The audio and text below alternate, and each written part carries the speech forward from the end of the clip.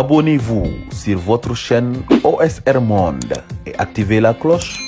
pour ne rater aucune de nos prochaines vidéos. Conflit d'intérêt bi Sénégalais yi am ci Sénégal, conflit d'intérêt bi Sénégalais yi am ci Sénégal ak ci la média mensonge mooy ñiy joxe xibaar bi nga xam ne mooy xibaaru fenkat yi ñi média mensonge ñoo ngi ko mën a expliquer que par exemple mooy journaliste yi nga xam ne ni dañuy gis dëgg war ko interpréter ni nga ko gisantee mais indi ci benn façon bi nga xam ne ni day indi jiixi jaaxa ci xelu nit ñi pour ñu douter comme par exemple nan laa leen mën a décrire conflit d'intérêt ak média mensonge sama thème tey ci ñaari thèmes yooyu laa bëgg ñu waxtaan lan mooy conflit d'intérêt. tey ci suba dama yeewu gis sama cousin bi ñuy wax Lamine Diop muy def benn vidéo di xeex ngir école Médine nee na fa la juddoo fa la màggee kon waruñu sàkkal pexe école Médine et c'est mon cousin mon frère yaayam ak sama papa ñoo bokk ndey ak baay bi may dugg ci combat bi j'ai plusieurs cousins yu juddoo Médina yaroo parce que sama kër maam Médina la ku ci nekk doon na ma critiquer ci façon bi may mënee sama combat mais man sama combat dafa amul conflit d'intérêt lu tax ma war a xeex amul mais damay xeex pour intérêt commun bi Sénégal yëpp bokk moom xëy na tey bi muy xeex dafa gis ni laal nañ intérêt am ma gis ci combat bi conflit d'intérêt ci enseignants yi ñu am conflit d'intérêt ci combat bi jóg ànd ak gars yi di xeex ma gis étudiants yi am seen conflit d'intérêt ci combat bi ma gis commerçants yi ma gis homme politique yi ma gis journalistes yi combat bi ku ci nekk daal am nga ci sa conflit d'intérêt ma gis activistes yi liveurs yi youtubeurs yi ku ci nekk am conflit d'intérêt ci combat bi ñuy mëne di ko xeex mais conflit d'intérêt yi gars yëpp am dafay daje ci benn intérêt mooy intérêt commun bi ñu bokk waa Y'en a marre am seen conflit d'intérêt tamit ci combat bi am nuñ ci taxawee mais sam benn copain woo ma y'a 2 mois bu monté benn société Sénégal bu ma bëgguma citer turam mais c'était un copain d'enfance boo xam ne ñoom màggandoo ñun ñu tukki moom mu continuer ses études am ay projet am mettre ko au Sénégal monter entreprise am di fay ay taxes mu woo ma téléphone y a 1 mois ci ginnaaw ne ma Pa Omar man dan ma envoyé taxes yi ma war a fay ma ne ko taxes yi nga war a fay ñaata la mu ne ma 100 millions ma ne ko foog nga fay taxes yi mu ne ma mais taxes yi dafa ëpp dem naa ci ñoom lijjanti ba defal nañ ma ko 60 millions yi ma war a fay taxes moom ma woo man pour ma wax ci loolu kon moom am na conflit d'intérêt bu mu am ci xeex bi ñu war a xeex sama cousin yi may wax am nañu conflit d'intérêt ci xeex man bi may xeex étudiants yi am nañu conflit d'intérêt ci man sama xeex bi may xeex journalistes yi am ci seen conflit d'intérêt médecins yi ak vacataires yi am seen conflit d'intérêt commerçants yi am ci seen conflit d'intérêt mais ku ci nekk waxoon naa la yat bi bu ñu bàyyi muy dal kenn par kenn du ñu bàyyee yat bi mu ñuy dal kenn par kenn dina dal ñëpp ba kenn du ci des kon nan la ñuy def pour faj suñu jàngoro li ñuy dal ñun ñëpp mooy foog ñu booloo foog ñu unir mun ñu seet de midi à 14h li sama maam Laay Pythagore di wax rek ndox buy fay daa kenn du ko segg ndox bi fay daa bi fay lakk kenn du ko segg il a bien parlé kon dañoo soxla ñëpp mais foog ñu am intérêt commun suñu intérêt commun mooy lan mooy suñu ressources minières mooy suñu éducation mooy suñu économie ak suñuy droit loolu mooy suñu révolution lu ñu war a xeex léegi nag dañuy tënk conflit d'intérêt yëpp ñu jël ko def ko ci benn mbuus ñu ànd solal ko Ousmane Sonko parce que moom moo ko jiite te moom moo ko woote yëbal nañ piir unité parlementaire am ñi ko levé dañoo am seen conflit d'intérêt ci combat bi ñu war a xeex mooy ñi may wax rek nga xam ne da nga war a xeex bi mais da nga am conflit d'intérêt sa intérêt moo tax doo xeex bi am nag ñu bëri ñu toog seen kër mooy la jeunesse sénégalaise ci quartier bi ma dëkk Grand Yoff HLM partout dans le Sénégal am na ay boy yu jóg révolté wu am na ñu toog seen kër man ñi toog seen kër laay waxal yat bi dina leen dal moo xam da leen ñu dal ci côté santé moo xam da leen ñu dal ci côté éducation moo xam da leen ñu dal ci côté économie moo xam da leen ñu dal ci ñàkk liggéey moo xam da leen ñu dal ngeen bàyyi xeex bi doo leen ko xeex ba seeni sët nar ko xeex wala seeni doom kon conflit d'intérêt moo amatul ci combat bi wara lu ñuy xaar pour xeex bi ñuy xeex moo tax man leen sama gaay li waa ji di wax rek du xeex jotee ku ko xeexul tamit yaa ngi ko bàyyi say doom war ko xeex ndax héritage bi depuis 60 ans la damay dégg nit ñi naan du ma fekkee woon jamonoy Sëñ Touba du ma fekkee woon jamonoy Mamadou Dia du ma fekkee woon jamonoy yonent bi mais jamono jooju moo ni dox ba léegi nit ñi ñoo changé li ñooñu doon bañ li Mamadou Dia doon bañ yonent bi di ko bañ Sëñ Touba di ko bañ aujourd'hui y a pire ñun ñi taxaw war ko bañ mais na nga koy bañee la ñu xamul ak ni nga ko war a bañee seule la lutte libère mooy xeex mooy libérer nit parce que ñi libéré yépp seen bopp mooy dañoo xeex doo bëggee am ndam ci sa njaboot foog nga teg dëgg ci sa njaboot xeex ak ñoom ci dëgg boobu doo bëggee am xeex ci sa mbëggeel foog nga xeex teg dëgg ndax mu jëriñ la ndax le cœur a ses raisons que la raison doit savoir te foofu lañ toll que la raison doit savoir foog ñu xam moo boobu kenn du bëgg-bëgg gumba doo ne da nga bëgg Sénégal patriote nga kon da nga koy bëgg ak ay raison déterminé nag doo waree dóor nga dóor doo waree xeex nga xeex ndax mbëggeel loolu la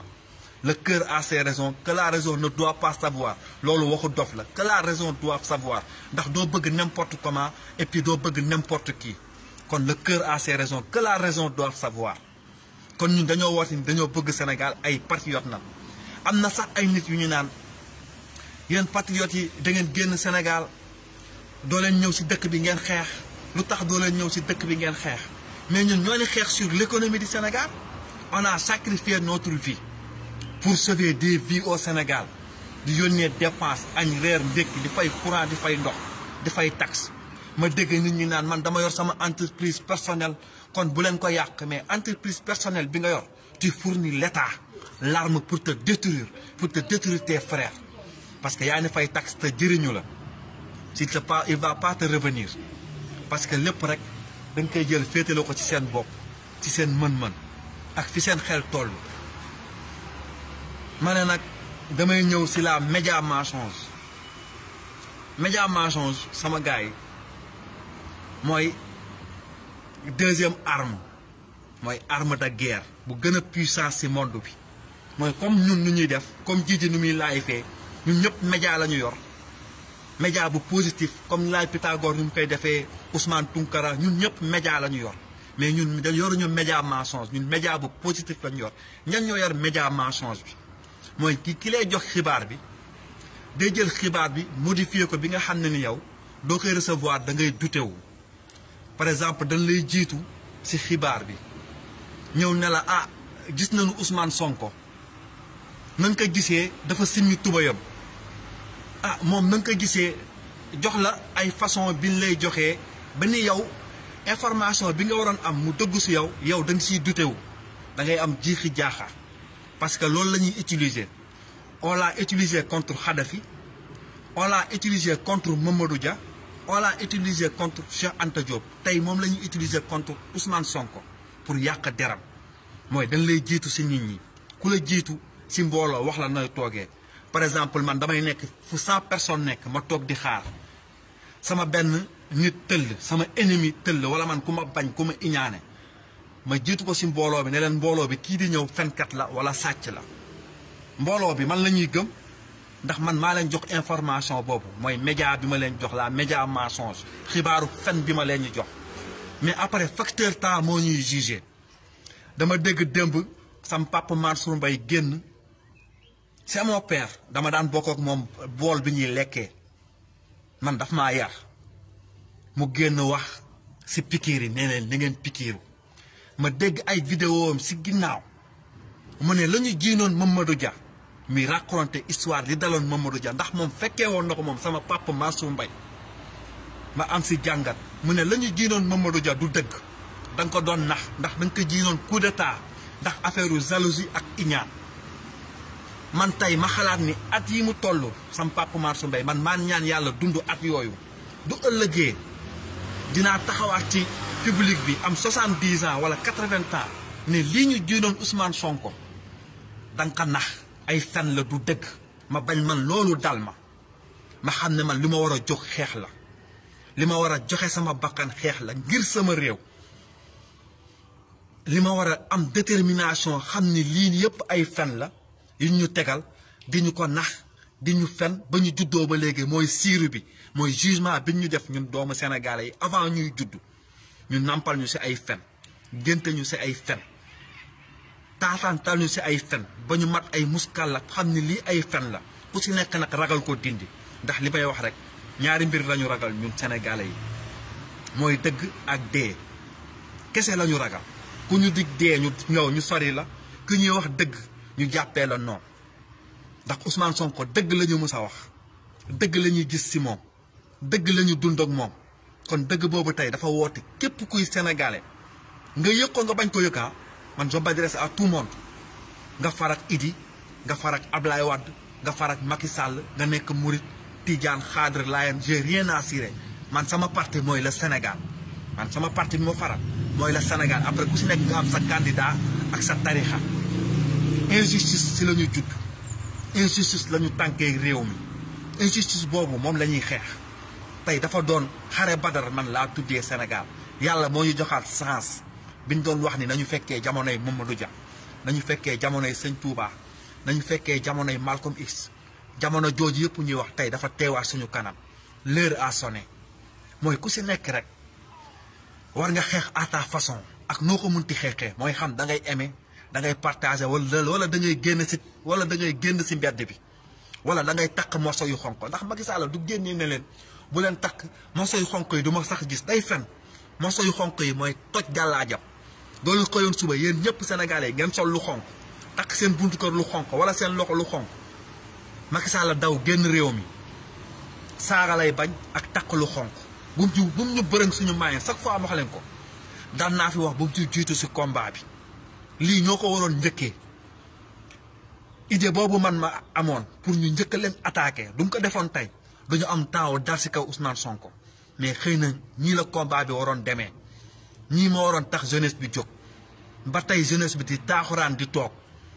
di xaar lan coupe d'Afrique ñëw ngeen am gàcce ñu gañe leen yéen ñëpp ngeen génn mat 10 000 personnes ci mbedd bi ñu sàcc seen gaz sàcc seen pétrole sàcc seen kirkon sàcc seen cuivre yóbbu seen or seen doom yi di jël gaal gi di dee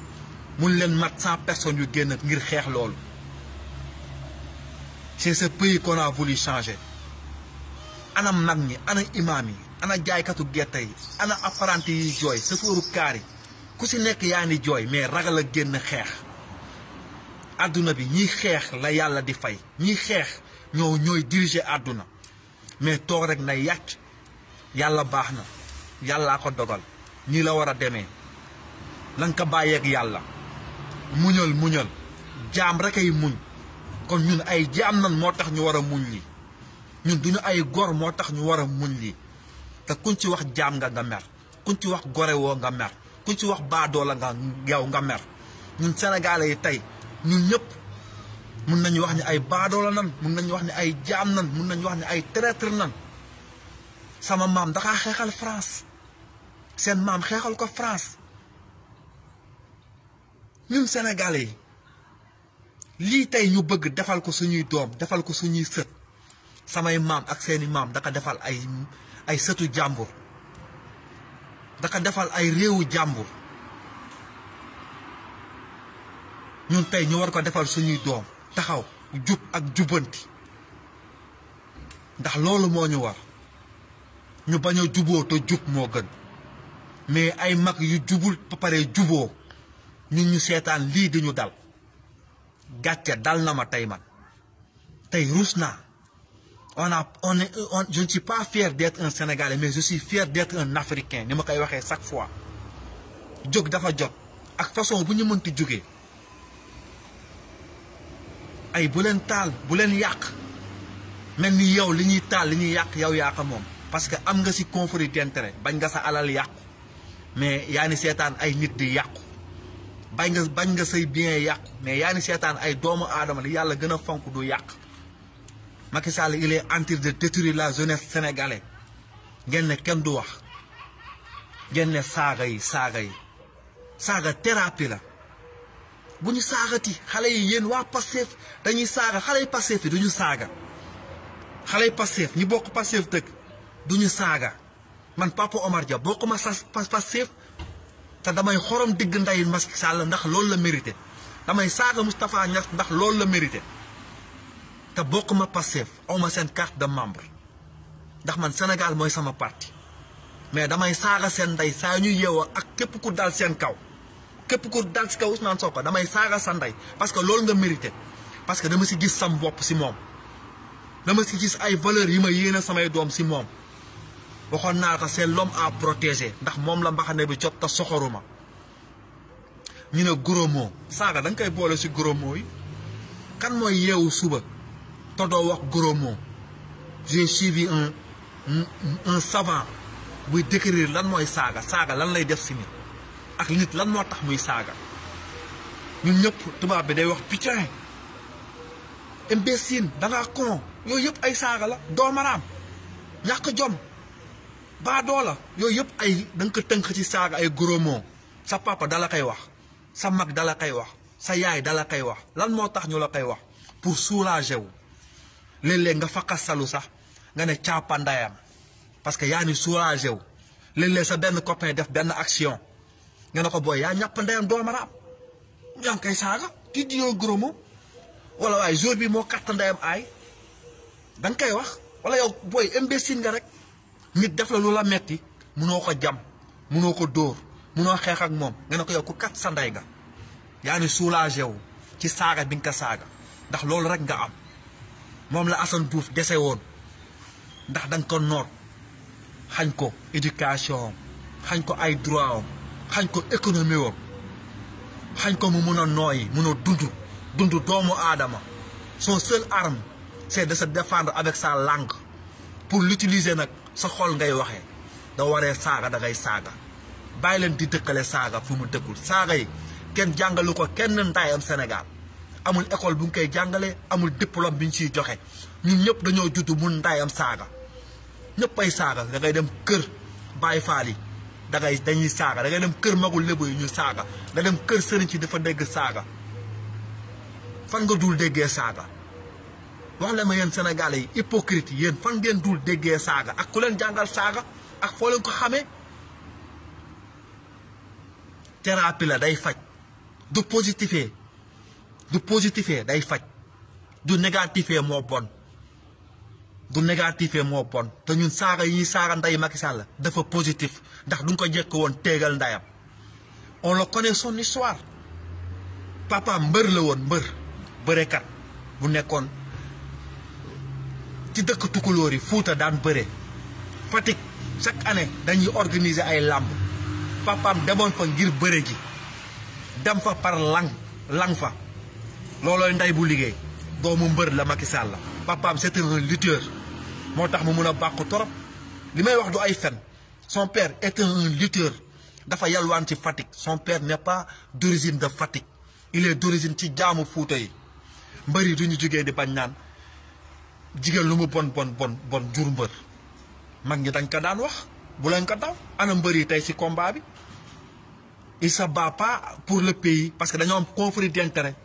defarul nañ rek bàyyi nañ lépp mooy looy conflit d'intérêt rek li may wax tey du ñu laaloon seen gain de cause mbër yi génn du ñu laaloon seen gain de cause mbër yi ñu génn bi ñu leen laalee ñoom ñëpp a génn ak seen géwëlu traditionnels yi kaas ngir seen arène ak seen làmba doxaat ak yëpp waykat yi bu ñu laalee seen conflit d'intérêt ñoom ñëpp a génn commerçant yi du ñu laalee seen conflit d'intérêt ñoom ñëpp a génn mais conflit d'intérêt peuple bi c'est Ousmane Sonko moom la ñu bokk ñun ñëpp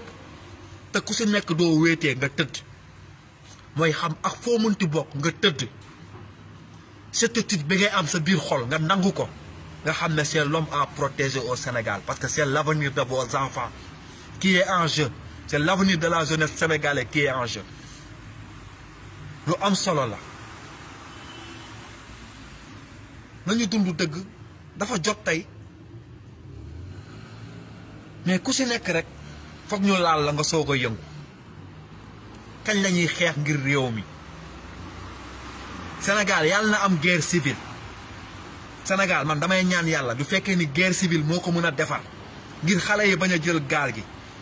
suñu doom yi bañ a yalwaan nappkat yi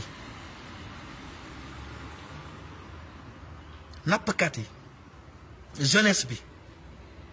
du fekkee ni guerre civile moo leen mën a may dund bu gën ci yéen yàlla na dëkk bi am guerre civile mais la may wax rek Macky Sall doo foone woon ni Senghor jiite woon du jaree ni ay djihadisme sax jihaad kamikaze dinañ ko def Sénégal ñooñu ñëw jàmbaar dawul dafa wuti doole rek Macky Sall soyez prêts nee naa leen la vengeance parce que ñun dañoo am vengeance contre nos hommes politiques man du ma ko nëbbaa man j'ai une vengeance contre eux sama vengeance nag nëbbuma ko daan naa ko wax bés bu ma waree rey ngir Sénégal defaru du ma jekkoo nit man Papa Omar Dia maa ngi koy waat sama bàmmeel laa tiim bii léexi wala tii léexi du ma jekkoo homme politique ma xam ne du ma ko reyee Sénégal defaru kon yàlla bu ma dugg àjjana man dinaa ko rey ngir Sénégal defaru mais la vengeance c'est un repas qui se mange froid la vengeance c'est un repas qui se mange froid vous n'avez pas encore gagné ce combat et on va le gagner parce que xam nga lu tax nañ leen topp d'ici 10 ans man Senghor sax bàyyiwuma ko bés bu ma ñibbee Sénégal bàmmeelam sax dinaa ko saw ndax bi Mamadou Dia naan baal na ko entre nit ak nit mais baalu ko 12 ans yi mu ko tëj bi mu génnee xool Sénégal ni mu mel yéen mag yi fa nekk yëpp ngeen xam ne lii ay fen la ay fen Senghor il a tué 100 personnes bi muy tëj Mamadou Dia 100 personnes rey Omar Bonheur Diop yéen magu réew mi ngeen teg ci seen bët ngay kilifa diine kilifa aada ak koo leen mënti doon rey Omar Bonheur Diop rey 100 personnes jaay Mamadou Dia doole ngeen teg ci seen bët ma dégg benn jigéen génn di crash Clédor Sène di si wax ci Clédor Sène ay wax yu bon li Senghor def Clédor Sène defu ko dafa rey yéen ñëpp ngeen gis si Papa Mansour Mbaye nga teg ci sa bët imaam yi ngeen teg ci seen bët képp ku âgé plus de 60 ans teg nga ci sa bët bi Senghor di rey Mamadou Dia di ko dugal ci kaso bi di rey Omar Bonheur Diop tey justice boobu la ñuy réclamer c'est ça notre révolution ah injustice boobu la ñu war a réclamer justice il faut ñu def ko crime contre l'humanité bi ñu def cas de Thiaroye crime contre les Sénégalais contre les tirailleurs sénégalais foog ñu xeex ko justice doit être fait mais li ñuy wax rek garaawul seen yàlla bu yambar boobu ngeen am Sénégal seen yàlla bu yambar boobu yàlla garaawul yàllaa ko dogal garaawul booy muñoon li la nit teg li la ay doomu aadama teg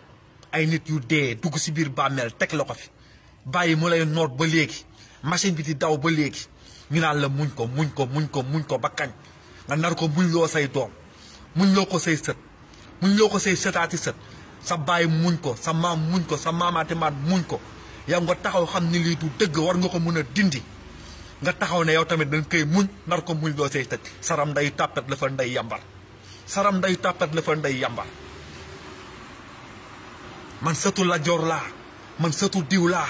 man sëtu diw laa sama maamay borom Tuubaa man murit laa man lii laa yaakaar man lii laa gëmuñu tous on croit à rien nous les Sénégalais lu dul lekk njëriñ bu ñu fekkee lu dul lekk njëriñ bu ñu fekkee Sëñ Tuubaa fekkeewul njëriñam Malcolm X fekkeewul njëriñam Mamadou Dia fekkeewul njëriñam ñuy xeex si njëriñ bu ma fekkee maa la gën a tekki am naa kër am naa oto am naa ndékki am naa añ am naa reer du ma feebaree faju lu si def sama yoon mooy dund bu amul njëriñ mooy dund baadoo la mooy ngay dund rek ngir enrichir sa bopp amoo vision pour ñëpp bëgg naa ñëpp am kër bëgg naa ñëpp faju bëgg naa ñëpp am ndékki am reer looloy doomu aadama mooy humanité mooy nga bëgg sa réew bëgg doomu aadama l'amour en personne bi ngay bëgg sa bopp mooy li nga yéene ko ñëpp fu ñu jëm ak jikko bi ñu yor fu ñu jëm ak di monter pour détruire doomu aadama li ñu jiin Sonko moom la ñu jiinoon Omar Bonheur Diop moom la ñu jiinoon Mamadou Dia moom la ñu jiinoon Cheikh Anta Diop kenn mësu ko jiin Abdou Diouf jiin nañ ko fi sax Ablaye Wade kenn mësu ko jiin Macky Sall kenn mësu ko jiin Idrissa Seck dañuy jiin Sonko parce que lan fi muy laal moo metti li ko Semi Seba gëm li ko pays africain yi di ndamoo c'est ça qui les fait mal mais soxor bi may wax soxor entre bi ñu am ñun suñu diggante bi man ak sénégalais yi soxor bu waruma yéene ni doomu sénégalais war na être l'homme qu'il nous faut dans ce monde man waruma ko mun a gëm man waruma ko mun a jàppale ndax war na nekk sénégalais parce que la vérité est toujours blanc avec la langue d'autrui tey damay yeewu ma dégg auxiliaire yi jàng nasaraan yëpp jox na leen fi ñu jàngee université ñi jàng auxiliaire yi am bac en langue arabe kenn joxu leen fu ñu jàngee gum kon seen conflit d'intérêt moo ni soo ko dugg ci combat bi pour ngeen mun ko xeex dëkk conflit d'intérêt ku ci nekk rek sa intérêt ngay xeex ku ñu laal sa côté rek nga génn kaas journaliste yi doon contre Sonko tey ñu ne leen doon dugg assemblée ñu commencé kaas ku ci nekk rek dëkk conflit d'intérêt man Y'en a marre musuma leen gëm jàpp nañu Guy jàpp Assane Diouf jàpp Karim jàpp Clédor Sène waa Y'en a marre duñu dugg ci kaso bi posez-vous la question lu tax waa Y'en a marre depuis ba ñu commencé marché ba léegi kenn musu leen déféré yóbbu leen mandat dépôt posez-vous la question bi ñuy xeex Ablaye Wade waa Y'en a marre xam nga nu ñu def ambassade de France lañ dem def fa manifestation dem siège Nations Unies def fa manifestation dëkk bi yëngu ñu génn mi nekk sur le terrain di xeex tey ñoom anañu conférence de presse woo journaliste yi teg micro nana ni nana naa ratata combat bi nekkul ay conférence de presse yàgg naa leen ko wax ay def ay audio di tuumaal seen bopp seen yëfu tàppet yooyu mel ni kuy woote ay meeting parce que da ngeen namm def show combat bi sur le terrain la li ngeen yenoon Ablaye Wade yéen waa Y'en a marre génn leen ko ñu yen ko Macky ndax fu ñu jàppee Guy jàpp Assane jàpp Clédor Sène yéen war leen toog fekkee ay góor ngeen yéen waa Y'en a marre parce que da ngeen am ku leen ñu protéger tey même doo leen génnoon ngeen taal Macky Sall du leen dugal 100 mètres muy Fou Malade ñoom kilifa ak ñoom ñëpp parce que xam na la ñuy bañ moo tax duñ dem ambassade de France visa yi ñuy am visa yi moo tax ñu jaay peuple bi privilège yi ñuy am yore ay numéro ministre Morgan wax na ko fi 1000 fois dénoncé leen ma dégg yenn activistes yi sax di leen invité ndayoon ci live fii Ousmane Tounkara léeg-léeg mu ne booy yi samay booy nan sa booy yooyu ay hypocrite nan Ousmane Tounkara duñu dugg ci kaso bi posez-vous la question lu tax jàppuñu waa Y'en a marre ba léegi lu tax jàppuñu leen ñuy wër di seppi yenn ñu bokk Pastef nañu posez-vous la question lu tax boobu foog ñu koy laajte foog ñuy creuser ba ci suuf ngir ñu xam te ñu bàyyi di wax di expliquer Sonko def naag deful ak ku ci nekk di génne live Ousmane Sonko fu mu jaar liñ ko bëgg teg nañu bàyyi wax bi mooy ñun ñëpp ñu mobiliser wu impliqué ñëpp li may wax rek xeex bi ku xeexul sax ngeen takkal ko mu xeex ku dawal otoom ngeen taal ko ku ubbi magasin ngeen agressé ko xeex bi loolu lay laaj station yi ngeen taal Total Auchan li fa tubaab si moom loolu romb taal leen soxlawul ngeen ñu regroupé wax naa leen ko tey du waa HLM 5 yeewoo suba waa waagu ñaay yeewu waa Bopp waa Grand Dakar waa Médina te combat bi du Dakar rek foofu lay mujjee du Dakar rek ne réseau bu nekk di yëngu bu ñu xam fan lay tàqee du nga ko xamul rek du ñu mun canaliser bu ñu xam fan lay tàqee bés boo leen joxee bugg joxe ultimatum ngeen woo les pages des activistes ngeen woo ma ci OSR bi doo leen jàllalee seen message ñun ñu waxale leen li ngeen bëgg ngeen wax Clédor Sène doo bëggatee joxe yenn message yi dañ ñuy woo ñun ñu joxel la message bi nga partagé ko sa page nga xam ne kenn du lay jël si kaña day bëri ruq la sama yaay daan wax da ngay mbóotu ndax mbóot ku ko gis dëgg ko ñun dañoo toll si mbóotu nga xam ne du ñu génnee dañuy def lu ñu def ne curux bàyyi leen ñun ñu yor wax ji yéen ngeen yor jëf ji bàyyi leen ñun ñu yor wax ji di joxe yenn message yi mais ku si nekk bëgg nga ngay joxe information bi ñu naan mooy guerrier non non yéen ñi nekk Sénégal bootu leen ñun ñu leen ñu joxel information yi doo ñu wooyee nga dicté ñu lu ñu war a wax ñu liir ko wax ko ni nga ko bëggee ñu wax ko du ñu amee xalaat bi ñu ci war a yokk ñu yokk kasi c'est ça le combat ndax ñu bañ leen téye ndax ngeen mën a diriger affaire bi ci suuf la ma daan wax rek ci suuf la ndax ñoom ci suuf la ñuy tabaxee mu bu xëy wasin man loolu laa bëgg ñu tabaxee mbir bi foog ñun ñu am benn groupe boo xam ne c'est fiable boo xam ne intrus du ci bokk ñu xool ñu dëggu day nekk Sénégal information bi day génn na cak Europe ñu ñëwee ne cak Europe on est partout kenn mënu ñu localiser am na ñu nekk Espagne États-Unis Angleterre Suisse fépp du si 4 activistes génnee duñ ci waxee mu dal mu def impact mu dal te loolu la ñu soxla ngir suñu Sénégal bu ñu bokk ñun ñoo ko war a defara kenn duñu ko defaral cherché midi à 14h rek Macky Sall da koy defar Macky Sall dafa tële bi mu juddoo ba léegi dafa tële nee naa leen papa mbër la moo ko indi Fatick mu yow mu far lang fa ba Macky Sall judd fa kon baadoola moo ñuy jiite baadoola xamul yéelaa du xamul buur saay na moo xam ne buur toj na job bu ndayam muy wax muy dañ muy jëf te du yegg waxoon naa leen ko day wax muy dañ muy jëf te du yegg gëmul Sénégal musu ko gëm il n'a jamais aimé ce pays te fi mu jaar yëpp dëkk beeg ko defar Macky Sall fi mu jaar yëpp dëkk beeg ko defar fépp li mu jaar yëpp jàngam ba fi mu toll nii ak jabar ak doom ak lépp Sénégalais yi ñoo ko jox il n'a jamais fait rien pour ce pays dañoo jëriñoo dëkk bi te jëriñu dëkk bi ñii di dundee diine te jëriñu diine looloo fa am ku ci nekk rek sa conflit d'intérêt bi ñu laalee seen imaam yi imaam boobu jàngalekatu alxuraan bi gars yi nan la ñu def dem songu tribunal ba kattandayu tribunal ba ñu bàyyi seen sëriñ du ñu laalee góor jigéen ñi sax dañuy manifester wu xeex Sénégal duñ leen laalee gis nga leen ñooñu ëpp doole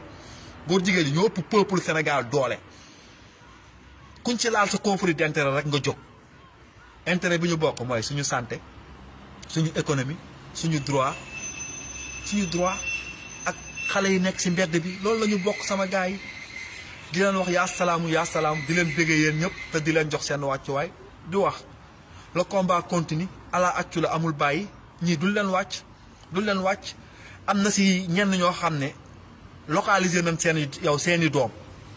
ñoo ni xaar ba léegi rek bés bi ñu amee fii Europe am nañu possibilité gis ay rakkaay yu leen mën a lijjanti boo xam ne sax ñun sax duñ ci takk te kenn du xam ni ñun ñoo mën a action yooyu en masse frontière Suisse ak France am na doomu député bu fa nekk man xam naa ko bu baax maa nekk kontaakam ak yeneen yu ñu xam kon yéen député yi def leen attention am na doomu député bu nekk Genève bu dëkk Montbriand on le connaît bu sant Diouf on le connaît kon def leen attention tamit ndax seen njaboot yi ñoo ñu dund ak ñun am na yeneen yu ñu xam yi nekk France Angleterre États-Unis on vous connaît et on a lay ñii ñoo leen ñuy cek te dinañ doxaan seen ndey ñoom ñëpp benn par benn nag lu leer la laan wax ñun ay immigré on a fait plus de 20 ans ci Europe bi xam na nu ñuy defee façon bu bon bu nekk xam nañ ko et du jaree ñu def ko suñu dëkk rek dinañ ko def sama gars yi di leen wax yaa salaamu di leen bëggee yéen ñëpp te di leen jox seen wàcc waaye di wax maximum de partage soxna Oumy ziar naa la di nuyu ñoom jijéeg sama gars yi yéen ñëpp di leen wax le combat continue li may wax rek amul bàyyi ala accu sama gars yi wasalaam. Abonnez-vous sur votre chaîne OSR Monde et activez la cloche pour ne rater aucune de nos prochaines vidéos.